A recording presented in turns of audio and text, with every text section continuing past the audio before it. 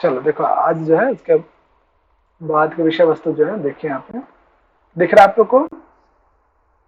नहीं भैया। नहीं दिख रहा अभी है? अभी दिख रहा है भैया। दिख रहा है ना?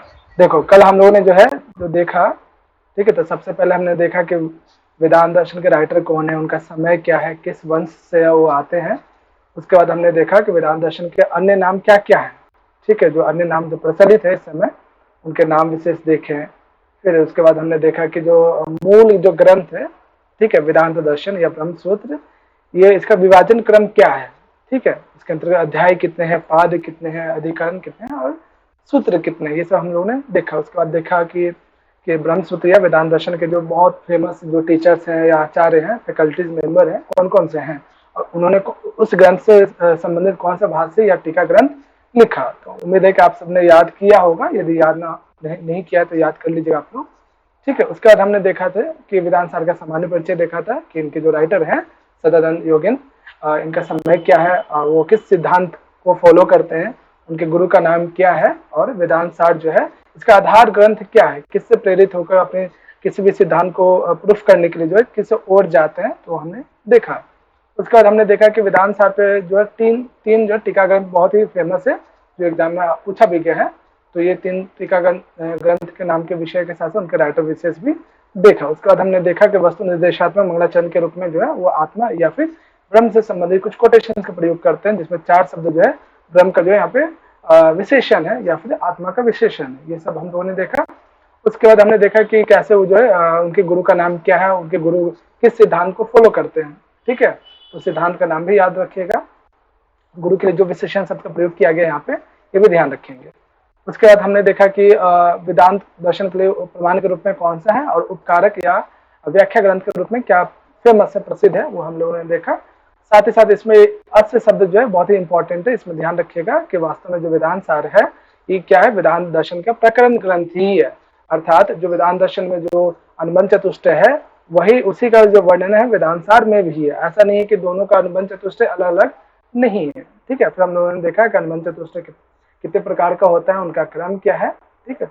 उसके बाद हमने अधिकारी के बारे में संपूर्ण रूप से देख लिया कि एक वेदांत सार का पढ़ने वाला अधिकारी कौन बन सकता है, उसके लक्षण हम लोगों ने देखा था। लक्षण में हमने बहुत सारी चीजें वेद वेदांत से लेकर काम में निश्चित कर्मों वाला ना हो, कुछ ऐसे कर्म है जो उन्हें करना ही चाहिए, ठीक है, ऐसे व्यक्ति विशेष को जो है ये वेदांत सार का जो है अधिकारी बन सकता है।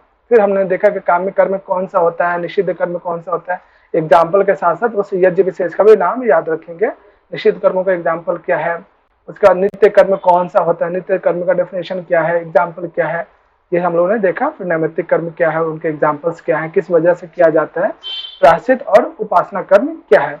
उसके बाद ये जो चार कर्म अभी हमने देखा लास्ट चार के, इनसे हमें आवंतन फल क्या प्राप्त होता है, मुख्य फल क्या प्राप्त होता है, कौन सा लोक प्राप्त होता है, ठीक है, ये सब देखे थे कल लास्ट क्लास में। आज जो है हम लोग कि साधन चतुष्टय यानी एक अधिकारी को जो भी लक्षण है उन लक्षणों में से एक लक्षण जो है साधन चतुष्टय से युक्त भी होना चाहिए, यानी उस अधिकारी के पास जो है इन साधन का भी उनके पास का ज्ञान होना चाहिए। तो साधन चतुष्टय के अंतर्गत चतुष्टय का अर्थ क्या होता है, चार, साधन मतलब मीडियम, यानी ऐसा व्यक्ति जो इन साधनों से युक्त हो, वो व्यक्ति क्या बनता है, अधिकारी बन सकता है।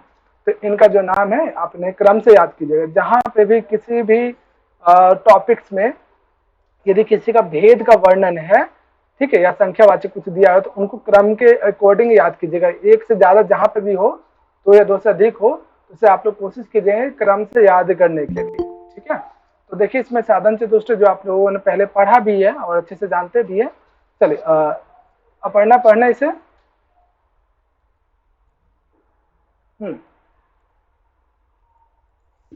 साधन भाई यही जो आप हाँ हाँ शो करा हुआ ये हाँ हाँ जी हाँ जी। साधन चतुष्टय फर्स्ट है नित्यानित्य हम्म स्तु विवेक। हम्म सेकंड है इहा मूर्तार्थ फल भोग विराग। हम्म तीसरा है समाधिष्टक संपत्ति। चौथा हम्म है मुमुक्षुत्व। हाँ, ये जो है चारों मिलकर क्या बनाते हैं, एक अधिकारी का साधन चतुष्टय से युक्त बनाते हैं। तो इसमें जो हम पढ़ेंगे इन चारों के विषय में, जो पहला है नित्य अनित्य वस्तु विवेक, ठीक है, संधि विच्छेद करेंगे तो इसमें जो शब्द दिखेगा आपको, तो वो व्यक्ति को पता होना चाहिए इस संसार में, ठीक है, ऐसी कौन सी वस्तु है नित्य है और अनित्य। नित्य अनित्य का अर्थ समझते हैं क्या होता है? जी भैया। हाँ, क्या होता है नित्य का मतलब? नित्य यानी कि जिसकी सत्ता हमेशा रहने वाली है, और अनित्य यानी जिसकी सत्ता हमेशा नहीं रहेगी, जो कभी ना हाँ कभी नष्ट हो जाएगा। हाँ, तो जैसे एक ब्रह्म अधिकार, नित्य हो गया और बाकी सब कुछ है वो सब कुछ अनित्य हो गया। बहुत सुंदर, ठीक है। तो एक व्यक्ति को जो है इसका ज्ञान, यानी विवेक का मतलब ज्ञान, यानी उन्हें ये पता होना चाहिए कि कौन सी वस्तु नित्य है और कौन सी वस्तु अनित्य है, ठीक है। तो जिस व्यक्ति विशेष को ये ज्ञान हो जाता है, पता चल जाता है कि वास्तविक सत्ता किसकी रहती है, जो हमेशा सर्वत्र रहता है, जिसकी सत्ता तीनों कालों में रहती है, वही वस्तु नित्य है। जो समाप्त हो जाएगा, इस संसार के जितने भी भोग्य वस्तु है वो क्या हो जाएगा, कभी ना कभी समाप्त हो जाएगा, वो अनित्य हो जाएगा। इन दोनों के बीच का जो अंतर है, जो ज्ञान है, ये जो जिसे हो जाता है वही व्यक्ति क्या कहलाता है, अधिकारी बन सकता है। तो इसी चीज को जो है यहाँ पे कहा गया कि नित्य हमारा क्या है, ब्रह्म है, जो जिसके बारे में हमें पढ़ना है पूरा डिटेल से। ब्रह्म के अतिरिक्त जितने भी संसार में आप दिखाई दे रहा है, जो वस्तु आप भोगते हैं, भोग विलास की जो वस्तुएं हैं, वो सभी क्या हो जाएंगे, अनित्य हैं। इसी चीज को कोटेशंस के रूप में यहाँ पे प्रयोग किया गया है। तो पढ़ना काम नहीं इस कोटेशंस को। नित्य अनित्य वस्तु विवेक तावद् ब्रह्मेव नित्यं वस्तु ततो अन्यदखिलं नित्यमिति विवेचनम्। बहुत बढ़िया। यानी नित्य अनित्य वस्तु विवेक क्या होता है कि ब्रह्म को ही नित्य मानना, ठीक है। ब्रह्म क्या है, नित्य वस्तु है, ततः एंड उसके अतिरिक्त अन्यत अखिलम अनित्यम, उसके अतिरिक्त अर्थात इस ब्रह्म के अतिरिक्त जो कुछ भी है वो सभी क्या है, अनित्य वस्तु है। तो क्लियर है, यानी वो व्यक्ति विशेष जिसे ये विवेक ज्ञान हो जाए कि नित्य वस्तु क्या है और अनित्य वस्तु क्या है। क्लियर है, ये चीजें साधन चतुष्टय का पहला भेद। नित्य अनित्य वस्तु विवेक वाला ही व्यक्ति क्या बन सकता है, अधिकारी बन सकता है। क्लियर है, चले आगे। अब इसमें क्वेश्चन कैसे बनेगा, सिंपल सा। एक तो ये ब्रह्म क्या है, नित्य है, ब्रह्म के अतिरिक्त जो कुछ भी है वो क्या है, अनित्य है। यहाँ पे फोटो देख सकते हो, ये ब्रह्म ऐसा नहीं, ब्रह्म का स्वरूप ऐसा ही होता है, बस सांकेतिक रूप से यहाँ पे दिखाया गया आप लोग को, ठीक है ना। चलो, पहला हो गया कि वो व्यक्ति विशेष को नित्य अनित्य का जो है भेद होना चाहिए, ज्ञान होना चाहिए, वही व्यक्ति क्या कर सकता है, अधिकारी बन सकता है। दूसरा साधन है यह मूत्रार्थ फल भोग विराग, ठीक है। देखिए इसमें क्या क्या शब्द है, देखो यहाँ पे,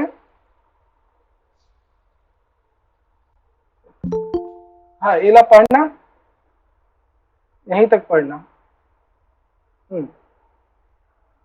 अब देखो यह मूत्रार्थ फल, पढ़ो। ऐ का नाम सशस्त्र चंदन वनीत आदि विषय भोगा नाक कर्म जन्यतया नित्य तब वद। हाँ देखो यहाँ पे क्या क्या है कि यह शब्द का अर्थ क्या होता है, या यही का नाम क्या अर्थ होता है, इस लोक में, हाँ इस लोक में जो भी वस्तु है, कैसे वस्तु, भोग करने वस्तु, भोग करने वस्तु बहुत सारी वस्तुएं हैं। रिकॉर्डिंग स्टार्ट कर दी है ना, हाँ हाँ प्रभात हो गया है, ठीक है। तो ये कह रहे हैं कि संसार में जो भी भोग करने वाली वस्तुएं हैं, ठीक है, जैसे अस्त्र चंदन वनीता, जो उस समय का एग्जाम्पल चलता है उस हिसाब से है, ठीक है। तो संसार के भोग वस्तुओं के प्रति, ठीक है, उन भोगों से, उन विषयों से जो आप जो कुछ भी कर्म करेंगे तो वो सबसे उत्पन्न होने वाले अनित्य। चलिए एक क्वेश्चन आप सभी से कि यदि आप इन सब का जो है आप जो है भोग करते हैं तो ये कैसा कर्म होगा, नित्य कर्म होगा या अनित्य कर्म होगा, बताइए। इन वस्तुओं का प्रयोग करने से या इनको आप किसी कर्म विशेष में यूज करते हैं तो उससे आपको जो फल मिलेगा वो नित्य फल मिलेगा कि अनित्य फल मिलेगा, अनित्य फल, अनित्य होगा भैया। ठीक है। तो ये कह रहे हैं कि इस लोक में यानी पृथ्वी लोक में जो भी संसार के विषय वस्तु हैं उन सभी को भोग करने से, उनके कर्मों से जो भी हमें प्राप्त होगा वो क्या होगा, अनित्यवत, अनित्य के समान ही होगा। उसी प्रकार से संधिविच्छेद कर लीजिए, आमुष्य का नाम, ठीक है। इसका क्या मतलब होता है, और एक और शब्द है, एक और शब्द है ये सब हाँ, किसका भैया? आमुष्मी का नाम, कहाँ पर है ये शब्द? ये संधि विच्छेद करोगे ना, नित्यवत प्लस ये वाला। अब ये कह रहे हैं कि जैसे यदि कोई अच्छा, ये व्यक्ति, अमृत आदि, स्वर्ग आदि, स्वर्ग हाँ, स्वर्ग स्वर्ग। तो जैसे कोई व्यक्ति जो इस संसार में यानी पृथ्वी लोक पे रहकर ये संसार के विषयों को भोग करता है, तो ये सब क्या है, वास्तव में अनित्य ही है। उसी प्रकार से, ठीक है, स्वर्ग लोक में यदि कोई व्यक्ति रहता है तो अमृत इत्यादि का भोग करता है, तो वो भी क्या एक प्रकार का अनित्य है। चलिए कोई बताएंगे कि यदि कोई व्यक्ति स्वर्ग लोक में गया तो वो स्वर्ग लोक के विषय वस्तु को यदि भोग करता है, वो किस प्रकार से अनित्य हो सकता है। हाँ, यहाँ पे तो हमने देखा कि पृथ्वी लोक पे मैं भोग बताऊं? करने वाले, नहीं नहीं विशाल, कोई और बताना चाहेंगे? जी भैया, हाँ सिर्फ दीपिका। सुख थोड़ी है, अनित्य है वो, कभी भी मतलब कभी भी किसी भी इंसान को सुख कुछ टाइम के लिए मिल सकता है, परमानेंट थोड़ी है कि आज है तो ये भी है ना सर, आज है कल नहीं है, तो इस हाँ, वजह से शायद वो अनित्य है। अच्छा, तो स्वर्ग लोक में कह रहे हैं कि सदानंद जी कि यदि किसी को स्वर्ग लोक में भी यदि सुखों का अनुभव हो रहा है, ठीक है, तो वो भी एक प्रकार का क्या अनित्य ही है। अनित्य कैसे है कि वो सुख कभी ना कभी दुख में बदलेगा ही, साथ ही साथ ऐसे लोग कहते हैं, मानते हैं। ये वही है क्या, क्या? कुछ क्षण के लिए है सिर्फ या कुछ टाइम के लिए है, वही इसी वजह से अनित्य है ना? अब इसे लोग ना अलग अलग डिफाइन करते हैं कि कहते हैं कि जितना आप पुण्य करते हैं, ठीक है, तो जैसे जैसे आप वहां पर रहते हैं तो आपके पुण्य की मात्रा धीरे धीरे कम होती है, तो जैसे पुण्य समाप्त होता है तो वापस आप स्वर्ग लोक से पृथ्वी लोक पे आ जाता है। ऐसे लोग अलग अलग इसको जो इसका शास्त्र भैया, इसका शास्त्र प्रमाण भी है। हाँ हाँ, बताओ ठीक है। शास्त्र प्रमाण। नहीं, उसकी आवश्यकता नहीं, बस ये समझ लीजिए कि अनित्य किस रूप में है कि स्वर्ग लोक में कोई व्यक्ति गया, किसी ने देखा नहीं है, लेकिन शास्त्रों में कहा जाता है कि किसी व्यक्ति ने बहुत अच्छे कर्म किए हैं तो पुण्य के कारण जो है स्वर्ग लोक में पहुंचा, ठीक है, स्वर्ग की जितनी भोग वस्तु करने वाली वस्तुएं हैं, ठीक है, उन सभी वस्तुओं को भोग करता है, तो उनसे जो उत्पन्न कर्म है वो एक प्रकार का अनित्य है। क्यों? क्योंकि जब तक उसके पुण्य की मात्रा है तब तक वो वहां पर रहता है, जैसे पुण्य समाप्त हो जाता है वैसे ही पृथ्वी लोक को वापस आ जाता है। तो इन सब से ही तेभ्यो नितराम विरक्ति, तो दोनों प्रकार के, चाहे पृथ्वी लोक पे प्राप्त होने वाले सुख हो या फिर स्वर्ग लोक से प्राप्त होने वाले जो सुख है, उन दोनों के प्रति नितराम विरक्ति, दोनों के प्रति जो है मोह भंग हो जाए, विरक्त हो जाए, ऐसा व्यक्ति क्या बन सकता है, अधिकारी बन सकता है। यानी दोनों के प्रति जो है किसी प्रकार की लालसा नहीं होनी चाहिए, चाहे पृथ्वी लोक पे प्राप्त होने वाले भोग्य वस्तु या स्वर्ग लोक में प्राप्त होने वाले भोग्य वस्तु, उन सभी के प्रति, दोनों के प्रति क्या हो जाए, विरक्ति भाव उत्पन्न हो जाए। ऐसे व्यक्ति विशेष ही क्या हो सकता है, वेदांत सार का अधिकारी बन सकता है। और यही क्या कहलाता है, ये मुत्रार्थ फल भोग विराग, यानी पृथ्वी लोक और स्वर्ग लोक में प्राप्त होने वाले फलों के प्रति, फलों के भोग के प्रति विराग उत्पन्न हो जाना ही क्या कहलाता है, यह मुत्रार्थ फल भोग विराग, ये जो है अधिकारी का दूसरा लक्षण है साधन चतुष्टय के अंतर्गत। यानी दोनों लोकों में प्राप्त होने वाले विषयों के प्रति जो है अपने आप को विरक्त कर लेना, विषयों से हटा लेना, ठीक है, जिसे हम लोग कहते हैं ना कि ये सन्यासी एक संसार के विषयों में नहीं रहता है, ऐसा बन जाना। ठीक है, तो बस इन्होंने क्या क्या एक चीज और ऐड कर दिया है, अमृत आदि विषय आदि, यानी जो स्वर्ग लोक में प्राप्त होती हैं ऐसे अमृत इत्यादि विषयों के प्रति भी अपने आप को वहां से हटा लेना, विरक्त कर लेना, यही क्या है, साधन चतुष्टय का दूसरा भेद है। क्लियर ये चीजें? इससे पहले हम लोगों ने देखा नित्य अनित्य वस्तु भेद, और दूसरा यहाँ पे हमने यह मुत्रार्थ फल भोग विराग। हाँ, यहाँ किसी को कोई प्रश्न? अब क्वेश्चन इसमें कैसे बनेंगे, एक तो ये पूरा लक्षण दे दिया जाए यहाँ तक, ठीक है, या शॉर्ट फॉर्म में यहाँ तक भी दे दिया जाए, पूछा जाए कि ये साधन चतुष्टय का भेद है या डेफिनेशन है, या फिर ये किसके अंतर्गत आएगा।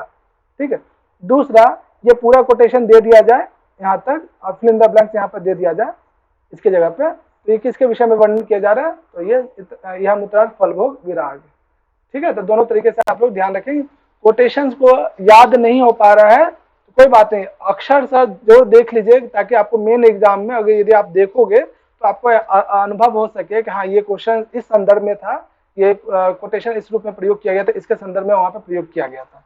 ठीक है, मानता हूँ कि थोड़ा कोटेशन पूरा याद कर पाना थोड़ा मुश्किल है, लेकिन कम से कम नजरों से वो जो है ना एक अगर दिख जाए, पता चल जाए कि आपको ये विषय वस्तु किस संदर्भ में वहां पे हम लोगों ने डिस्कशन किया था, इतना जरूर कम से कम कर लीजिएगा। मतलब ऐसा हो जाए भैया कि देखते ही पहचान जाओ आप। हाँ, जैसे कहते हैं किसी आदमी को आपने देखा, फिर दोबारा आप उसको देखते हो तो आपको याद आने लगा, अच्छा ये तो इसे मैंने यहाँ पे देखा था। भले आपने उनसे कई लगातार उसका टच में नहीं हो, फिर भी आप किसी व्यक्ति विशेष को देख के लगता है ना, हाँ मैंने इसको यहाँ पे देखा था, तो उस नजर से कम मतलब ये मिनिमम मैं कह रहा हूँ करने के लिए, कम से कम इतना जरूर याद रखना कि देख के पता चल जाए कि ये वेदांत सार का है, ये जो है वेदांत सार में इस टॉपिक से संबंधित है, इतना जरूर आप कोटेशन को उस रूप में जरूर याद कीजिएगा। ठीक है, क्लियर ये चीजें यहाँ तक? किसी को कोई समस्या? किसी को भी सब समझ में आ गया? जी भैया मुझे आ गया। चलो बाकी लोग बच्चे बिल्कुल शांत है, क्या बात है, मौन धारण है, क्या बात बोलो? अरे आप लोग भी हाँ या ना बोलेंगे तो मुझे भी लगेगा हाँ जो मैं बताना चाह रहा हूँ तो क्लियर हो रहा है। ठीक है, तो देखिए अभी तक हमने साधन चतुष्टय में 2 चीजें पढ़ लिया, और तीसरा आता है समक आदि षटक संपत्ति। अब ये षटक संपत्ति क्या होता है? ये कह रहे हैं कि जिस व्यक्ति के पास 6 प्रकार की संपत्ति हो। अब 6 प्रकार की संपत्ति क्या है वो अभी हम डिस्कशन करेंगे इसमें। जिस व्यक्ति विशेष के पास 6 प्रकार की संपत्ति हो, वैभव हो, वो व्यक्ति ही क्या बन सकता है? वेदांत सार का अधिकारी बन सकता है। अब ये षटक संपत्ति क्या क्या होता है, जिसे आप यहाँ पे देख भी सकते हो, इसे इसी अकॉर्डिंग जहाँ पे भी भेदों का वर्णन हो, 2 या 2 से अधिक संख्या, उसे आप क्रम से याद कीजिएगा। इस षटक संपत्ति यानी 6 प्रकार की संपत्ति क्या क्या होता है? एक तो सम, दम, उपरति, तितिक्षा, समाधान या समाधि, और छठा है श्रद्धा। ठीक है, तो ये जो है 6 प्रकार के क्या हो गए आपके संपत्ति है, षटक संपत्ति जिसे हम कहते हैं। और ये जो है एक अधिकारी में ये गुण तो होने ही चाहिए। उपयुक्त जितने भी अभी हम लोगों ने डिस्कशन किया वो तो होना ही चाहिए, इसके साथ साथ ये भी होना चाहिए। चलिए याद कर लीजिए इसे, मैं पूछूंगा अभी। सम, दम, उपरति, तितिक्षा, समाधान, समाधि, श्रद्धा। याद हो गया कोटेशन या फिर जी भैया हो गया। चलो, और किसको याद हुआ? हाँ दक्ष भाई याद हुआ आपको? हाँ जी फिर तो सर हो गया। हाँ तो दक्ष भाई बताइए क्या क्या षटक संपत्ति के अंतर्गत क्या क्या आता है? शम, दम, हाँ बहुत बढ़िया। समाधि। थोड़ा सा हाँ देख लीजिए, एक बार फिर से देख लीजिए आप। दम, उपरति। हाँ आ रही है, आपकी आवाज आ रही है। सम, दम, उपरति, तितिक्षा, समाधान या समाधि, और अंतिम है श्रद्धा। हाँ हो गया, देख लीजिए। आपका ना वो स्क्रीन पे से ही हट गया है, मैंने फोन में किया था। अच्छा मेरे वाले जहाँ पे मेरा नाम आ रहा है वो टच करोगे तो दिख जाएगा। शम, दम, तितिक्षा, श्रद्धा, समाधान, समाधि, उपरति, यही है। हाँ थोड़ा सा ऊपर नीचे हो रहा है भंग। चलिए यहाँ पे देख लीजिएगा। कोई और बताना चाहेंगे?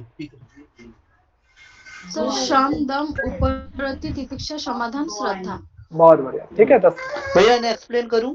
हाँ नहीं एक्सप्लेन नहीं, बस ये नाम याद कर लीजिएगा। तो देखिए यहाँ पे क्या है कि एक व्यक्ति को इन सभी गुणों से युक्त होना चाहिए, इसी चीज को यहाँ पे कोटेशन में प्रयोग किया गया है। ठीक है, अब यहाँ पे हम लोग डिटेल से पढ़ेंगे कि सम होता क्या है। ठीक है, तो देखिए यहाँ पे आप देखो यहाँ पे देखिए यहाँ पे पहला है सम। षटक संपत्ति का पहला जो भेद है सम। एक मिनट बड़ा हो गया। नितिन बाबू पढ़िए इसे सम के विषय में। जी भैया। समाधयस्तु समदमो उपरति तितिक्षा समाधान। सम का लक्षण नितिन बाबू, सम का लक्षण। मुझे वो याद था।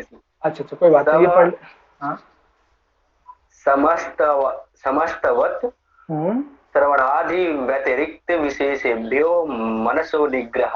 हाँ सम का अर्थ क्या होता है? आपने अगर सुना भी होगा कि हाँ कोई बताएंगे सम का सामान्य अर्थ क्या हो सकता है?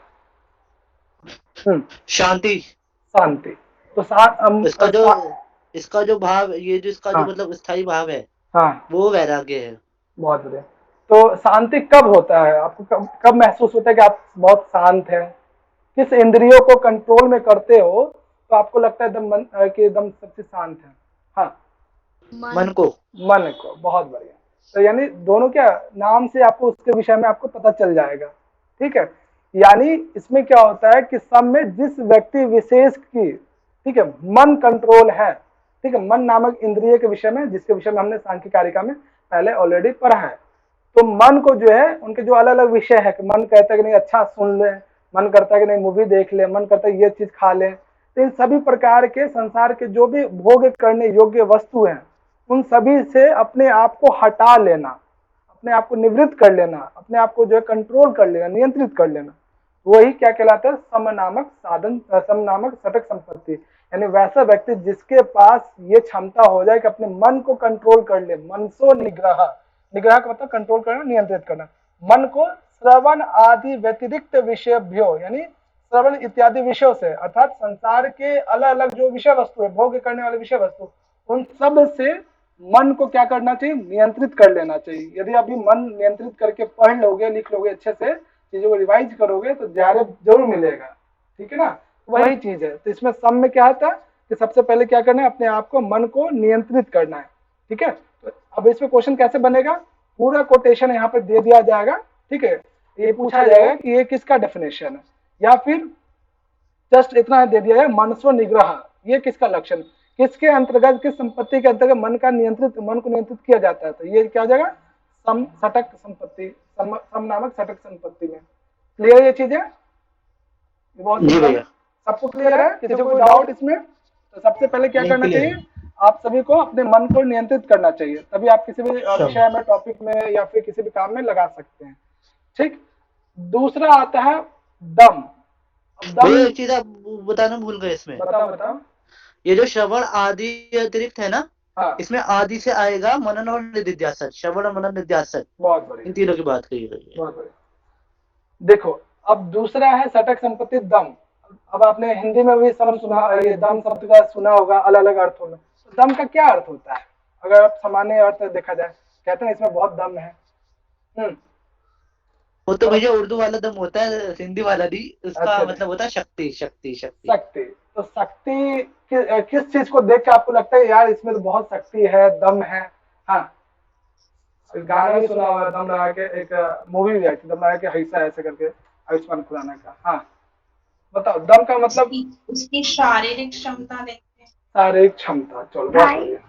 तो शारीरिक क्षमता में पहला नजर क्या होता है? हाथों पे जाता है, ठीक है, भुजाओं पे जाता है ना लोग, तो उसी से संबंधित यहाँ पे भी है कि इसमें जितने भी बाह्य इंद्रिय हैं, आपके बाह्य इंद्रिय कौन कौन से हैं?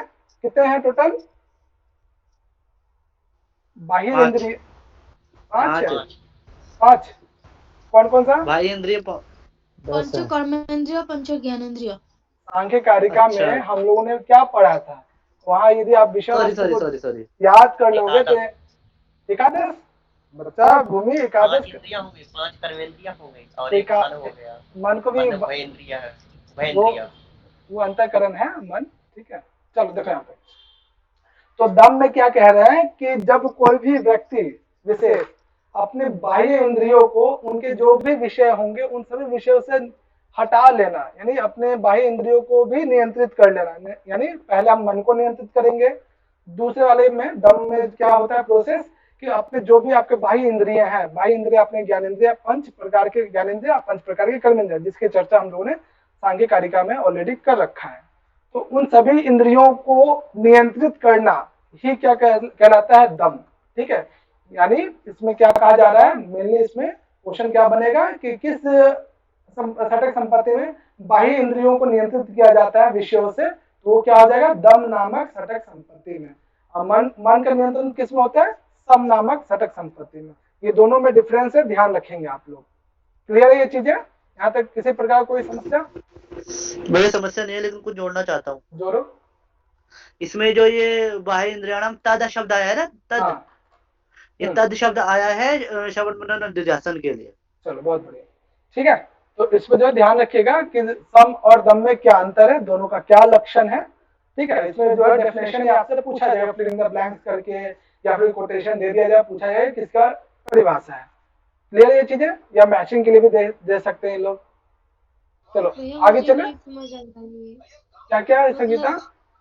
सर कंफ्यूजन हो रही है भैया कि दम मतलब अपने अंदर, बाहरी और कर्म इंद्रियों को, मतलब अंतर की और बाहरी दोनों इंद्रियों को लगाना चाहिए या नहीं लगाना चाहिए? नियंत्रित करना चाहिए। नियंत्रित का मतलब अच्छे कर्मों में लगाना चाहिए, ठीक है? एक अधिकारी का जो जो कर्म है ना, नित्य कर्म, नित्य, नैमित्तिक, प्रायश्चित, उपासना, इन सभी कर्मों में अपने बाह्य इंद्रियों को लगाना चाहिए। ऐसा नहीं कि पॉपकॉर्न खा रहे हैं, मूवी देख रहे हैं, पढ़ाई लिखाई नहीं कर रहे हैं, स्वाध्याय नहीं कर रहे हैं, तो इन सभी गलत कामों में अपने आप को बाह्य इंद्रियों का प्रयोग नहीं करना चाहिए, बल्कि जो है एक अधिकारी का जो जो कर्म है उन कर्मों में अपने बाह्य इंद्रियों का ही प्रयोग करना चाहिए। ठीक है, ये है। ऐसा नहीं कि हम संसार के भोगों में लगे हुए हैं, अपना जेआरएफ के लिए तैयारी नहीं कर रहे हैं, अपने आप को बैठ कर जो है ना तैयारी नहीं कर पा रहे हैं, वो जो है दम नहीं कहलाएगा। और जेआरएफ की तैयारी के लिए भी क्या होता है, अपने सभी इंद्रियों को नियंत्रित करके फोकस करके बैठना पड़ता है। ठीक है ना, सर झुका के पढ़ना पड़ता है। अब ऐसा थोड़ी है कि आप जेआरएफ की तैयारी भी कर रहे हैं, पूरा मौज मस्ती भी कर रहे हैं, कुछ ना कुछ सुखों का तो आपको त्याग करना ही पड़ जाता है किसी भी चीज की तैयारी में। जरूरी नहीं कि जेआरएफ या किसी एग्जाम में या किसी प्रोग्राम को आप करना चाहते हो। ठीक है, तो वही चीज है यहाँ पे कि इसमें क्या है, अपने सभी इंद्रियों को, मेनली बाह्य इंद्रियों को नियंत्रित करना। नियंत्रित करने का मतलब है कि जिसके लिए आप काम कर रहे हो, अभी आप जेआरएफ की तैयारी कर रहे हो, तो अपने सभी इंद्रियों को क्या कर नियंत्रित करके आप क्या फोकस करके आप क्या देख रहे हो, आप पढ़ाई कर रहे हो, आपकी बाह्य इंद्रिय ऐसा तो नहीं है ना कुछ और काम कर रही है, ऐसा नहीं है। वही चीज यहाँ पे भी वही है। आई थिंक क्लियर होगा ये चीजें, टॉपिक आगे बढ़े। जी भैया क्लियर है। अब देखो, पहले वाले में हमने ना मन को नियंत्रित कर लिया, दूसरे के द्वारा जो है हमने बाह्य इंद्रियों को नियंत्रित कर लिया। ठीक है, अब क्या है, उपरति, तीसरा जो है सटक संपत्ति उपरति। निक्की पढ़ना, निक्की है, हाँ निक्की पढ़ो इसे।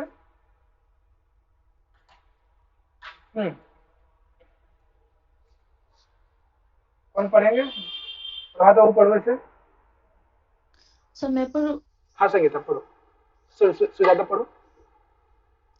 निवर्तितानाम् एतेषां तत् व्यतिरिक्त विषयेभ्यः उपरमणम् उपरतिः अथवा विहितानां कर्माणां विधिना परित्यागः। बहुत सुंदर। चलो, इसमें ना बहुत क्वेश्चन बन सकता है और इसमें जो पूछा भी गया है कई बार। ये उपरति का दो लक्षण है। ठीक है, एक तो लक्षण है, आप यहाँ से भी एक छोटा सा एक शब्द में लक्षण बन सकता है, उपरमणम इति उपरति। दूसरा विहितानां कर्मणानां विधिना परित्याग इति उपरति। दो लक्षण है। ऊपर वाले के विषय में कौन बताना चाहेंगे? यदि आपने ऊपर ये सम और दम को समझ लिया हो तो ये भी बहुत इजी है। कौन बताना चाहेंगे कि निर्विता नाम एतेषाम तद व्यक्ति, मुझे छोड़ के या मुझे मिलाकर? आपको भी मिलाकर। बताऊं फिर? कोई और बताना चाहेंगे? चलो बताओ विशाल, क्या है भैया? इसमें ये है कि मान लीजिए हमने ऊपर जो है शम और दम का पालन करके इनको रोक तो लिया, लेकिन इंद्रियों की जो प्रवृत्ति होती है ना, वो बार बार ऐसी होती है कि वो विषयों की ओर भागती है। ठीक है, और तो लेकिन तो यहाँ पे उपरति का तात्पर्य है कि उन्हें जहाँ पे आपने रोका है, मन को जहाँ पे आपने, इंद्रियों को जहाँ पे आपने नियंत्रण किया है, उसको वहीं पर रोक दिया जाए, ठहर दिया जाए। उपरति मतलब ठहरना। ठीक है, बाकी विषयों से ठहर जाना, केवल और केवल श्रवण मनन और निध्यासन को छोड़कर। बहुत बढ़िया। बाकी सबसे उपरत हो जाना। हाँ, यानी जब आप मन को नियंत्रित, हाँ कुछ कह रहे हैं? सेंस में भी आ जाएगा ना कि सभी प्रकार के कर्मों का जब हम परित्याग कर देते हैं, वो उस सेंस में भी उपरति आ जाएगा। हाँ, इसलिए दो डेफिनेशन है इसमें, नीचे में भी। वेता नाम कर्मणा नाम विधिना परित्याग, यानी शास्त्रों में जो भी निषिद्ध कर्म कहे गए कि इन कर्मों को नहीं करना चाहिए, इन कर्मों को करना चाहिए, ऐसे कर्मों का जो है ना परित्याग करके ही ये क्या कहलाता है, एक भी एक प्रकार का उपरति है। यानी सभी निषेध कर्मों को जो है परित्याग कर दे, शास्त्र के अनुसार जो भी वर्णन किया गया है, ऐसे कर्मों का परित्याग कर देना भी एक प्रकार का उपरति है। तो उपरति में क्या होता है? बताओ थोड़ा सा। हाँ बोलो नितिन। कहने का तात्पर्य इसमें ये है कि जो हमारी श्रवण इंद्रियां हैं और ये जो मन वगैरह है, हाँ, ये जो इनको क्या है, कंट्रोल कर लेना, और ऐसा कंट्रोल कर लेना कि वो फिर से उस विषयों की तरफ ना जाए, ये है उपरति। हाँ, तो लेकिन फिर भी जो है आप पढ़ाई जब करोगे तो 10 तरह के ख्याल आएंगे किसी किसी के बारे में। ठीक है, तो ऐसा जो है अपने मन को, जब भी आपके मन या फिर बाह्य इंद्रियां, योग दर्शन में इसको योग दर्शन में इसको अभ्यास कहा गया है। बिल्कुल ठीक है। तो जब भी आपका मन बार बार किसी दूसरे विषय में भागे, एक बार नियंत्रित कर लिया कि नहीं अब मुझे बैठ के पढ़ना ही है। जब बच्चा पढ़ने लगता है तो फिर मन में ख्याल आता है कुछ, चलो ये कर लेते वो कर लेते हैं। तो जब भी आपका मन हो या कोई अन्य इंद्रियां किसी दूसरे विषय में भागने के प्रयास करे या फिर जाए, तो हर बार जो है अपने आप को नियंत्रित करके फिर उसी काम में लगा देना अपने इंद्रियों को। ठीक है, जब आप JRF की तैयारी करते हो या किसी भी चीज की तैयारी करते हो तो हमेशा आप जब पढ़ने लगोगे तो कुछ क्षण के बाद आपका मन कहीं दूसरी जगह जाने लगता है। तो जब भी आपका मन अलग अलग विषयों में जाए, हर बार आपको क्या करना है, नियंत्रित करके वापस उसे उसी काम पे लगाना है। तो एक तो ये हो गया लक्षण कि निर्वृत्य नाम यतेषाम, जो भी आपकी इंद्रियों को आपने जो निवर्तित किया है, विषयों से हटाया है, जब भी वो इंद्रिय अलग अलग विषय में जाए, उन सभी विषयों को, उन विषयों से हटाकर इंद्रियों को पुनः उसी काम पे लगाना ही क्या है, उपरति है। यानी पुनः इसमें क्या है, जब भी इंद्रियां आपको कहीं भी जाए किसी अन्य विषय में, तो उन इंद्रियों को क्या करना, नियंत्रित करके फिर से उसी काम में लगा देना ही उपरति है। दूसरा एक लक्षण यहाँ पे विहितानाम कर्मणानाम विधिना प्रत्यागा, कि शास्त्रों में जो भी कहा गया है कि इन कर्मों का जो है प्रत्याग करना चाहिए, इन कर्मों को नहीं करना चाहिए, तो विधिवत तरीके से उन कर्मों का हमेशा प्रत्याग ही। जैसे आपने सुना भी होगा कि ये व्यक्ति विशेष को जो है ये ब्राह्मण हत्या नहीं करना चाहिए, गौ हत्या नहीं करना चाहिए, या फिर एक उम्र के बाद जो है ना संन्यास यदि धारण करता है कोई भी व्यक्ति, तो शास्त्रों में जो कहा गया, जिस विधि विधान से कहा गया है, उसी विधि विधान को पालन करते हुए संन्यास ग्रहण करे या वानप्रस्थ ग्रहण करे या ब्रह्मचर्य जीवन ग्रहण करे। तो एक विधि के अनुसार कर्मों का परित्याग ही क्या कहलाता है, उपरति कहलाता है। तो इसके दो लक्षण है, एक तो नीचे वाला याद कीजिएगा, याद रखिएगा, साथ ही साथ एक शब्द का लक्षण उपरमणम उपरति, अपनी इंद्रियों को बार बार जो है नियंत्रित करना, रोक के रखना, ठहराव रखना, ये क्या कहलाता है, उपरति। एक लक्षण ये हो गया, दूसरा लक्षण ये हो गया, तीसरा ये पूरा बन सकता है उपरमणम तक, यहाँ तक। तो 3 लक्षण, और तीनों से प्रश्न पूछे जा चुके एग्जाम में, और कैसे मैचिंग के फॉर्म में पूछा गया है, इन द ब्लैंक्स के फॉर्म में पूछा गया है। ठीक है, तो ध्यान रखिएगा, उपरति काफी इंपॉर्टेंट है। सम में हमने मन को नियंत्रित किया, दम में हमने जो है बाह्य इंद्रियों को, कैसे हुआ है, एक तो ये पूरा नीचे ये दे दिया जाए, इति लक्षणम, ये किसका लक्षण है, उपरति का। दूसरा आपको सिर्फ यहाँ से दे दे, सिर्फ उपरमणम इति किम, ये दे दे। तीसरा क्या, अच्छा। ये पूरा कोटेशन दे दिया जाए उपरमणम तक, पूछा जाए कि ये किसका लक्षण है। ठीक है ना, ये 3 यहाँ पे आपसे बच सकता है। तो जिस दिन या फिर धीरे धीरे जैसे जैसे आप ये सीखने लगेंगे ना कि कौन सा कोटेशन से या कौन सा टॉपिक्स को किस प्रकार से क्वेश्चन पूछा जा सकता है, क्वेश्चन बन सकता है, तो आप बिल्कुल सही दिशा पे जा रहे हैं। ठीक है, तो इसमें यानी नेट जॉब की तैयारी में आपको ये भी आपको अंदर अपने अपने डेवलप करना है कि किसी भी एक क्वेश्चन को कितने अलग अलग तरीके से पूछा जा सकता है, बनाया जा सकता है। ठीक है, तो दोनों आप इस तरह से सोचिएगा कि इस टॉपिक में कैसे कैसे क्वेश्चन बन सकते हैं, पूछा जा सकता है, एक एग्जामिनर क्वेश्चन को कैसे सेट कर सकता है। ठीक है, तो ऐसे आप तैयारी कीजिएगा तो आप बहुत कुछ सीखेंगे भी। क्लियर है उपरति, आगे चले। जी भैया। चलो, और चौथा है तितिक्षा। ठीक है, तो देखिए यहाँ पे तितिक्षा, जैसे कि नाम से आपने सुना भी होगा। हाँ, कोई बताएंगे तितिक्षा होता क्या है? डायग्राम देख सकते हो यहाँ पे, एक जो है यहाँ पे बर्फ वाला एक समर। ठीक है, क्या सहनशीलता, हाँ सहनशीलता, गर्मी सर्दी सर इनकी हाँ, दंदों को जो सहन कर सकते। जब कुछ भी हो जाए आपको JRF में लगे रहना है, सर्दी जुकाम कुछ भी हो, ठीक है, गर्मी महसूस कुछ ऐसा नहीं। बहुत सारे लोगों को क्या, तो बहुत सारे जो है फैसिलिटीज रहती है लेकिन पढ़ाई नहीं कर पाते हैं। ठीक है, तो बहुत सारे लोग ऐसे हैं कि कुछ फैसिलिटीज नहीं है फिर भी वो पढ़ाई कर पाते हैं। क्यों? क्योंकि उनके अंतर्गत तितिक्षा नामक संपत्ति जो है ना बहुत अत्यधिक विकसित है। अर्थात उन्हें ये फर्क नहीं पड़ता है कि कैसा माहौल चल रहा है, शीत है या उष्ण है या सर्दी है जुकाम है या फिर कुछ प्रॉब्लम है, लाइट है या नहीं है। ठीक है, हर हाल में अपना सारा फोकस जो है ना या अपने पढ़ाई लिखाई पे, अपने उद्देश्य पे करते हैं। तो तितिक्षा क्या होता है कि अपने आप को जो है ना सहनशील बनाना। ठीक है, यानी कुछ भी हो जाए हर हाल में अपने पढ़ाई को जो सर्वोपरि रखेंगे, अपने कैरियर को सर्वोपरि रखेंगे। तो इसी बात को जो है कहते हैं कि तितिक्षा क्या होता है कि एक अधिकारी को ये बिल्कुल महसूस ना हो कि शीत क्या है, उष्ण क्या है, गर्मी क्या है, सर्दी क्या है, ठंडी हवा क्या है, वो कुछ महसूस ना हो। वो हर परिस्थिति में अपने आप को अनुकूल बनाए। ठीक है, सहनशीलता उसके अंतर्गत जो है उत्पन्न हो सके। ठीक है, तो यही क्या है तितिक्षा है, और इसका लक्षण जस्ट इतना छोटा सा है, शीत उष्ण द्वंद्व सहिष्णुता इति तितिक्षा। ठीक है, तो आप लोग इतना मेहनत कर रहे हो कि संडे को भी आप लोग पढ़ाई कर रहे हो, तो ये भी एक प्रकार का क्या है तितिक्षा है। कि न तो लोग संडे को बहुत एंजॉय करते हैं, घूमने फिरने जाते हैं, मौज मस्ती करते हैं, मूवी देखते हैं, ये भी आप लोग जो आप परिश्रम कर रहे हैं, ये इसका फल आप लोग को जरूर मिलेगा। ठीक है, और आप सबसे एक आग्रह है कि क्लास रेगुलर कीजिएगा, मतलब छुट्टी मत कीजिए अपने तरफ से। ठीक है ना, कि जो चीज आप रेगुलर में सीखेंगे ना, उसका बेनिफिट आपको एग्जामिनेशन में भी दिखेगा। तो क्लास रेगुलर कीजिए, टाइम पे आइए। ठीक है, घर जाके उस चीज को रिवाइज भी कीजिए। ये 3 काम करेंगे तो बिल्कुल आपकी तैयारी अच्छी चलेगी भी। ठीक है, इस चीज को थोड़ा ध्यान रखिएगा। प्रतीक्षा में कोई डाउट किसी को? नहीं भैया, समझ आ गया। अगला है, नहीं। चलो बहुत बढ़िया। 5वां है समाधान। समाधान का दूसरा नाम क्या है, जो हमने अभी देखा भी है ऊपर? समाधान का दूसरा समाधि। बहुत बहुत बढ़िया। अब इसका देखो लक्षण यहाँ पे। हाँ डिम्पल, पढ़ने से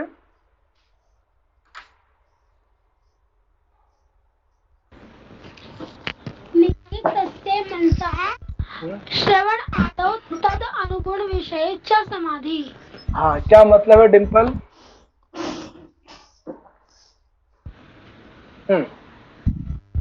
गृहीतस्य मनसः श्रवण आद्यो तद अनुगुण विषय च समाधि, क्या मतलब है? इसमें जो हाँ हमारे जो मन है उसको एक जगह तद अनुगुण विषय। आपने ये शब्द पहले भी पढ़ा होगा, शुरुआत के कोटेशंस में ही है। कौन बताना चाहेंगे? इला बताओगे क्या क्या कहना चाह रहे हैं? इला, मोनिका। समाधि किसको कहेंगे वेदांत सार के अनुसार? और आपने ये निगृहित तस्य मनसः श्रवण आद्यो। सर समाधि 2 प्रकार की है, निर्विकल्पक और सविकल्पक। तो यहाँ पर किसकी बात की जा रही है? ये तो आपने योग दर्शन का बता दिया। इसके अनुसार बताओ, वेदांत सार के अनुसार। वेदांत सार में भी यही है, समाधि निर्विकल्पक और सविकल्पक। हाँ यहाँ बताओ, यहाँ बताओ। देखो यहाँ पे क्या है कि जो भी आपने अपने मन को नियंत्रित किया है, ठीक है, उस मन को नियंत्रित करने के बाद किसी न किसी चीज पे फोकस करोगे कि नहीं? जैसे अभी आप अपने मन को नियंत्रित करके यहाँ पे क्या कर रहे हो, क्लास ले रहे हो, तो एक विषय है, एक कोई ना कोई टॉपिक है जिसपे आप अपने मन को नियंत्रित करके वहां पे लगा रहे हो। तो उसी प्रकार से समाधि क्या होती है कि जो भी आपने नियंत्रित मन को किया है, उस मन को क्या करे, तद अनुगुण विषय। तद अनुगुण विषय किसके विषय में कहा जा रहा है, कौन बताना चाहेंगे? कि उसके अनुकूल जो गुण वाला है उसके प्रति लगाना ही, किसके द्वारा? हाँ बहुत बढ़िया, श्रवण इत्यादि के द्वारा जो है सगुण ब्रह्म, ये जो चीज हम लोगों ने पहले पढ़ा भी है, यानी मन को नियंत्रित करके कहाँ पर आया? सगुण ब्रह्म विषय मनोव्यापार रूपाणी। बहुत बढ़िया। तो यानी अपने नियंत्रित मन को जो है कहाँ पे लगाना है, उस अनुगुण विषय, अर्थात मन के अनुकूल विषय क्या है, वो सगुण ब्रह्म, यानी ब्रह्म के प्रति जो है अपने मन को नियंत्रित किया हुआ जो मन है, उसको उस ब्रह्म पे अपने आप को समर्पित कर देना, अपने आप को लगा देना, ये क्या कहलाता है? समाधि। और समाधि में भी क्या करते हैं आप लोग? यदि ध्यान, जिसको हम लोग कहते हैं ना कि ध्यान के द्वारा ध्यान लगा रहे किसी न किसी इष्ट देवता, किसी विषय पे, इसमें क्या है वेदांत सार के अनुसार कि समाधान या समाधि क्या होता है कि जो आपने मन को नियंत्रित किया है, उस नियंत्रित मन को उस गुण यानी अनुगुण विषय मतलब सगुण ब्रह्म, ठीक है, उस ब्रह्म के प्रति जो है अपने आप को लगा देना ही समाधि है। ठीक है, तो इसमें क्या क्वेश्चन बन सकता है? एक तो समाधि या समाधान दोनों प्रयाची शब्द है, दोनों का जो है एक ही है भाव। और दूसरा बात जो है इसमें ये लक्षण किसके, इतना पूछा जाए, ये लक्षण किसका दिया गया है, किसके विषय में कहा जा रहा है? तो ये जो है समाधि या समाधान। और अंतिम है श्रद्धा, ठीक है, जिसको आदर भाव कहते हैं। तो वेदांत सार के अनुसार ये कहते हैं कि, हाँ बोलो भैया, प्रश्न है। आपकी आवाज नहीं आ रही विशाल। यहाँ पे जो कि तदगुण विषय की बात क्या है, आवाज नहीं आ रही? आ रही है भैया, आ रही है? आ रही बोलो। यहाँ पे जो श्रवण आदो तदगुण विषय च है, तो च से प्रतीत हो रहा है कि यहाँ पे जो समाधान है या फिर जो समाधि है उसके 2 लक्षण यहाँ पे बताए गए हैं। तो इसका 2 लक्षणों का विभाग कैसे करेंगे? क्योंकि अगर लक्षण एक होता है तो यहाँ पे 4 पद नहीं होता। क्या सफेद इसके बात कर रहे हो? 4 पद से तद गुण विषय के बाद चा आया है ना, चा ये अव्यय पद, चा से चा का अर्थ होता है और संस्कृत के अनुसार। तो यहाँ पे अगर और आ गया है तो इसका मतलब यहाँ पे जो समाधि है उसके दो लक्षण बताए गए हैं। सुनो विशाल जी, ये जो चा आया है ना, ये आया है निगृहीत से मनसा श्रवणादो तद अनुगुण विषय। मतलब पहला तो हो गया जो निगृहीत से मनसा श्रवणादि है, उसके बाद तद अनुगुण विषय उनका विषय है, ये दोनों की बात कर रहा है चा समाधि। चलो देखो, दोनों लक्षण बनेंगे ना समाधि के। अरे चलो सुनो, ये चा सब चा का चार अर्थों में प्रयोग किया जाता है, यदि आप लोग को पता होगा लघु सिद्धांत के अनुसार कई चार अर्थों में प्रयोग किया जाता है। तो चा जो इन दोनों के बीच के विषय में कहा जा रहा है, ठीक है। इसके विषय में चा जो है, चा के चार अर्थ में प्रयोग किए जाते हैं, उनमें से जो है जो जैसा कि नितिन ने बताया, ठीक है, उसके अनुकूल ही वो चार अर्थ कौन कौन से हैं बता देंगे, ठीक है, अभी बता दीजिए ना। एक तो आपको चा और अर्थ में होता है, इतरेतर संयोग में होता है, ठीक है। तो द्वंद्व अर्थ में भी चार प्रकार का है, तीसरा मुझे अभी याद नहीं आ रहा है। अच्छा ठीक है भैया। तो इसमें ध्यान रखिएगा कि इसमें समाधि या फिर समाधान किसके विषय में कहा जाता है, इसका अच्छी शब्द क्या है और उसका लक्षण याद रखिएगा। और अंतिम है आपका श्रद्धा। श्रद्धा में क्या होता है कि इसका सामान्य अर्थ आदर भाव। तो वेदांत सार के अनुसार ये कहते हैं कि श्रद्धा क्या है कि गुरु ने जो कुछ भी कहा, जो कुछ का मतलब यहाँ पे वेदांत वाक्य, ध्यान रखिएगा, ऑप्शन में यदि मीमांसा दिया रहा है तो गलत हो जाएगा, ठीक है। ये कह रहे हैं वेदांत सार के अनुसार कि गुरु के द्वारा जो भी उपदेश के रूप में जिन वेदांत वाक्यों का प्रयोग किया जा रहा है, उस वाक्य के प्रति उन्होंने जो भी वचन प्रयोग किए या फिर उन्होंने जो कुछ भी कहा, ठीक है, जो कुछ का मतलब यहाँ पे वेदांत दर्शन से संबंधित सिद्धांतों का जो भी उन्होंने वर्णन किया है, उसके ऊपर जो है विश्वास रखना, ठीक है, यही आपका क्या है, श्रद्धा। तो इस पर ध्यान रखिएगा कि वेदांत वाक्य के प्रति कहा जा रहा है, न कि मीमांसा या फिर किसी अन्य दर्शन के वाक्य में, ठीक है। तो क्वेश्चन इसमें क्या बन सकता है, टोटल एक तो श्रद्धा का डेफिनेशन क्या हो सकता है, दूसरा वेदांत के जगह पे कुछ और अगर होगा, मान लीजिए गुरु उपदिष्ट मीमांसा वाक्येषु विश्वास इति श्रद्धा, ये सत्य है या असत्य है, ऐसे भी क्वेश्चन इसमें बन सकता है। तो मान लीजिए वेदांत की जगह पे मीमांसा हो और आपसे पूछा जाए और दूसरा कोटेशन आपको एक और साथ में दिया हो वेदांत, सेम कोटेशन हो वेदांत के रूप में हो, आपसे पूछा जाए कि कौन सा वाक्य सत्य है या असत्य है, जैसे आपको क्वेश्चन पूछा जाता है ना अभी कथन वाला या सत्य असत्य चूज करने के लिए, इसमें जो है ध्यान रखिएगा कि श्रद्धा वो है जो गुरु के द्वारा जो भी उपदेश किया जा रहा है, जो भी बताया जा रहा है, कैसा वाक्य, वेदांत वाक्यों में, ठीक है, न कि मीमांसा अन्य किसी सिद्धांत में, ठीक है। तो ऐसा विश्वास करना ही क्या कहलाता है, श्रद्धा कहलाता है। क्लियर ये चीजें? तभी हम लोगों ने देखा कि षटक संपत्ति में जो है सम से लेकर श्रद्धा तक जो है उनके अपने अपने लक्षण हैं। इसे आप लोग जो अक्षरशः याद कर लीजिएगा और ध्यान रखिएगा कि यहाँ पे जो समाधि का दूसरा जो नाम है समाधान या उपरति का जो 3 लक्षण हमने देखा वो थोड़ा सा ध्यान रखिएगा। और इसमें जो है श्रद्धा वाले में जो है वेदांत वाक्य के प्रति विश्वास रखना श्रद्धा कहलाता है, ये इस पर थोड़ा सा फोकस रखिएगा। और अंतिम जो है मुमुक्षत्वम यानी मोक्ष की इच्छा रखना। यदि आप ज्यारत की इच्छा रखोगे ही नहीं, मन में आपकी इच्छा उत्पन्न ही नहीं होगी, तो आप क्या करोगे, ज्यारत के प्रति आप पढ़ाई नहीं करोगे, ठीक है। तो अंतिम जो है जो मुमुक्षत्वम, ये किसका भेद है, कौन बताएंगे, ये सब किसके विषय में चल रहा था, ये क्या है, साधन चतुष्टय। हाँ, साधन चतुष्टय। साधन चतुष्टय का जो चौथा भेद है मुमुक्षत्वम, अर्थात क्या, मोक्ष इच्छा यानी मोक्ष की इच्छा रखना ही क्या है, मुमुक्षत्वम है। तो एवं भूता प्रमाता अधिकारी, इस प्रकार का जो प्रमाता है, जिज्ञासु है, वही क्या बन सकता है, अधिकारी बन सकता है। तो एक अधिकारी को जो है इन सभी लक्षणों से युक्त होना चाहिए, तभी जो है वो अधिकारी जो है वेदांत सार का अध्ययन कर पाएगा, वेदांत दर्शन के ज्ञान को प्राप्त कर पाएगा। ये जो अभी तक आप लोगों ने जो देखा, ये सभी क्या है, सदानंद के द्वारा जो है जो लिखा गया ग्रंथ वेदांत सार, उसमें जो अधिकारी के जितने भी लक्षण प्रयोग किए गए थे पहले, उसमें जो भी इसमें साधन चतुष्टय की बात की जाए तो उसका जो यहाँ पे व्याख्यात्मक दृष्टिकोण से हम लोगों ने देख लिया है। अब कहीं कोई समस्या अधिकारी के लक्षण में या उसमें कोई पद विशेष ऐसा कुछ, क्लियर है ये चीजें? ये वाला जो अभी हमने लास्ट में पढ़ा था ये, जी भैया, जी सर, हो गया, ठीक है। अब इसके विषय में जो सदानंद जी ने जो कुछ भी कहा, इसे जो है एक वाक्य के द्वारा जो प्रूफ करते हैं। प्रूफ का मतलब एक और कोटेशन का प्रयोग करते हैं। देखिए यहाँ पे कोटेशन,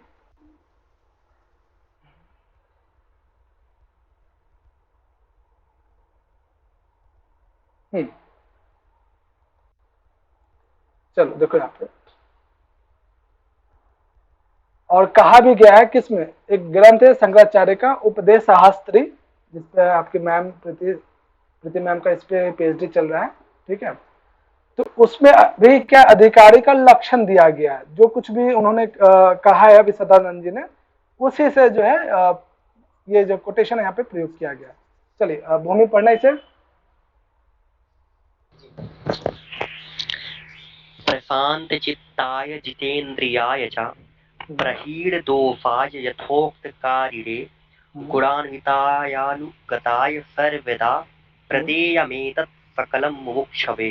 हाँ देखो, इसमें जो कुछ भी आपने पहले पढ़ा है ना, उसे से मिलता जुलता है। शंकराचार्य द्वारा कृत जो एक उपदेश शास्त्री ग्रंथ है, दार्शनिक ग्रंथ है, ठीक है। उसमें अधिकारी का क्या क्या लक्षण है? पहला लक्षण है प्रशांत चित्ताय। क्या मतलब है? शब्द विशेष, हाँ शांत चित्त वाला, शांत चित्त वाला को हमने को शम में पढ़ा था। हाँ बहुत बढ़िया। यानी वो व्यक्ति, वो अधिकारी, वेदांत सर का अधिकारी बन सकता है जिसका चित्त, जिसका हृदय बिल्कुल शांत हो, छल कपट वगैरह ऐसा कुछ भी उसका मन में ना हो। तो पहला लक्षण हो गया। दूसरा है जितेंद्रियाय। क्या मतलब है?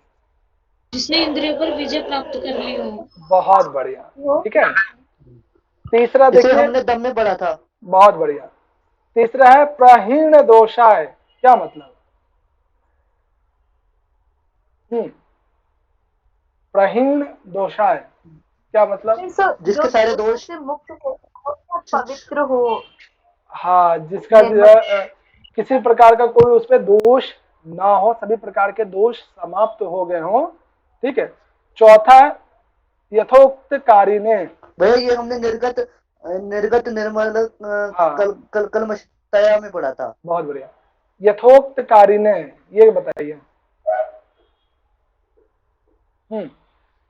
जैसा कहा गया है ऊपर, यानी कि इसको श्रद्धा में हमने पढ़ा था, जैसा गुरु उपदेश दे रहा, गुरु द्वारा जो है वेदांतों का जो उपदेश दिया गया है, हाँ, यानी चौथा है कि जो कुछ भी कहा जा रहा है गुरु के द्वारा उसको फॉलो करना, ठीक है। यथायुक्त कार्य में गुरु की बातों पे भरोसा करना, भरोसा रखना, यानी श्रद्धा की बात की जा रही है। पांचवा है गुणान्विताय। गुण अन्विताय क्या मतलब है? गुणों से युक्त हो, अच्छे गुणों से युक्त हो। अनुगताय, अगला है छठा अनुगताय। अनु मतलब पीछे पीछे, गताय मतलब चलना। क्या मतलब? जैसे मैं अभी आप गुरु पे लिखा है, हाँ, यानी गुरु के आज्ञा का पालन करने वाला, ठीक है। तो ऐसा जो है, ये 6 यहाँ पे जो है शॉर्ट फॉर्म में उपदेश शास्त्री में शंकराचार्य ने कहा कि इन सभी गुणों से युक्त होना चाहिए। और मुमुक्षवे, क्या मतलब? मोक्ष को पाने, मोक्ष की इच्छा होनी चाहिए। हाँ, मोक्ष की इच्छा रखने वाले को ही सर्वदा प्रद्यम एतत् सततम, ऐसे व्यक्ति को ही क्या करना चाहिए? ये जो है इस दर्शन का जो है ज्ञान देना चाहिए, ठीक है। एतत् सततम, इस प्रकार के ही निश्चित रूप से जो है ऐसे व्यक्ति जो भी होगा, जिसका प्रशांत चित्ताय, जितेंद्रियाय, प्रहीन दोषाय, यथोक्त कारिणे, गुण अन्विताय, अनुगताय, इन और मुमुक्षवे, इन सभी गुणों से जो भी युक्त होगा, प्रदेयम, उन्हें क्या प्रदान करना चाहिए सर्वदा, हमेशा ऐसे व्यक्ति को जो है क्या करना चाहिए? इस दर्शन विशेष का जो है ज्ञान प्रदान करना चाहिए। तो ये जो है दोनों लक्षण याद रखना है। एक तो वेदांत सार के अनुसार भी, साथ ही साथ शंकराचार्य ने क्या कहा है अधिकारी के संदर्भ में, वो सभी आपको यहाँ पे ध्यान रखना है। तो ये आज जो है संपूर्ण अधिकारी के विषय में हो गया है। कल हम लोग जो है इसका विषय क्या है, संबंध क्या है और प्रयोजन क्या है, यानी अनुबंध चतुष्टय में जो 4 लक्ष्य होते हैं, उसमें हमने अभी तक अधिकारी का संपूर्ण रूप से देख लिया है। कल हम लोग इसके बाद के जो टॉपिक्स होंगे वो सब हम लोग कल पढ़ेंगे। आप लोग एक काम, अच्छा कल तो मंडे है ना, फिर वीरवार को हम लोग पढ़ेंगे। कल हम लोग रघुवंशम में कहाँ तक हुआ था? 40 तक मयूर वयूर का वहाँ तक हो गया ना, ठीक है। तो अभी तक के क्लास में वेदांत साहब में कोई किसी प्रकार की कोई समस्या है, किसी को भी समझ में आ रहा है? नहीं भैया, अरे समस्या तो नहीं, लेकिन आप पीडीएफ भेज दीजिएगा। हाँ मैं पीडीएफ भेज दूंगा। यदि वेदांत साहब अगर मैम पढ़ाए, मैं व्याकरण पढ़ा दूं, कोई ऐसा कोई दिक्कत आप लोग को, या फिर मैम जो पढ़ा रही है व्याकरण वो ठीक है, क्योंकि कुछ बच्चों को थोड़ा सा प्रॉब्लम आ रही है। मैम इसी पीडीएफ से मैम भी पढ़ा देंगे अगर आप लोग बोलोगे तो, नहीं तो मुझे 10 दिन का टाइम दो, नहीं तो टाइम दो मुझे 10 दिन का। व्याकरण में जैसे मतलब जैसे हम लोग दर्शन पढ़ रहे हैं ना, वैसे व्याकरण का मैं नोट्स तैयार करवा दूंगा मैम के लिए। उनको थोड़ा सा अभी टाइम नहीं मिल पा रहा है, अभी अपने रिसर्च काम में थोड़ा सा बिजी है, इसी वजह से वैसे नोट्स तैयार नहीं कर पा रही हैं। जैसा अभी हम लोग दर्शन में देखा है ना, वैसे ही व्याकरण का भी बन जाएगा, ठीक है, फोटो के साथ, उसमें वीडियोस भी होंगे, तो इजीली आपको अच्छे से समझ में भी आएगा। तो थोड़ा सा व्याकरण की चिंता मत करना, ठीक है, कि व्याकरण हमें समझ में नहीं आ रहा है, किसी को भी पर्सनली कोई भी प्रॉब्लम होगा किसी भी टॉपिक्स में, ठीक है, तो मैं जिम्मेदारी लेता हूँ कि उस टॉपिक को मैं कंप्लीट कराऊंगा। व्याकरण मैं अपने स्तर पे भी आप लोगों को पढ़ा दूंगा, ठीक है ना, चिंता मत करना। ऐसा मत सोचना कि दर्शन ऐसे पढ़ रहे हैं फिर व्याकरण इस तरह से। कहीं पे भी किसी को भी समस्या हो जरूर बताना मुझे। नेट जैफ की डेट के बारे में कुछ पता चला? नेट जैफ के डेट के बारे में 15 जनवरी के बाद, 15 अप्रैल के बाद, 15 अप्रैल के बाद। भैया सर कैसे हैं आप? पढ़ते हैं तो इसमें ना बढ़िया पवन, एक एक करके। हाँ पवन नमस्कार नमस्कार, हाँ बारी बारी से कहिए। चलो संगीता बताइए। कैसे हैं आप? मैं बहुत अच्छा पवन, बहुत